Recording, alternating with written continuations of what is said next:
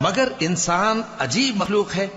کہ جب اس کا پروردگار اس کو آزماتا ہے کہ اسے عزت دیتا اور نعمت بخشتا ہے تو کہتا ہے کہ میرے پروردگار نے مجھے عزت بخشی، اور جب دوسری طرح آزماتا ہے کہ اس پر روزی تنگ کر دیتا ہے تو کہتا ہے کہ میرے پروردگار نے مجھے ذلیل کیا۔ یوں نہیں، بلکہ تم لوگ یتیم کی خاطر نہیں کرتے اور نہ مسکین کو کھانا کھلانے کی ترغیب دیتے ہو، اور میراث کے مال کو سمیٹ کر کھا جاتے ہو اور مال کو بہت ہی عزیز رکھتے ہو۔ یوں نہیں، جب زمین کوٹ کوٹ کر برابر کر دی جائے گی اور تمہارا پروردگار جلوہ فرما ہوگا اور فرشتے قطار در قطار آ جائیں گے اور دوزخ اس دن سامنے لائی جائے گی، تو انسان اس دن سوچے گا،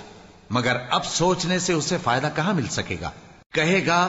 کاش میں نے اپنی اس زندگی کے لیے کچھ آگے بھیجا ہوتا،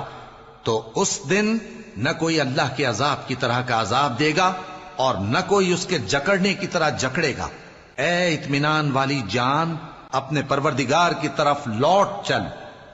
تو اس سے راضی، وہ تجھ سے راضی، سو تو میرے خاص بندوں میں شامل ہو جا اور میری بہشت میں داخل ہو جا۔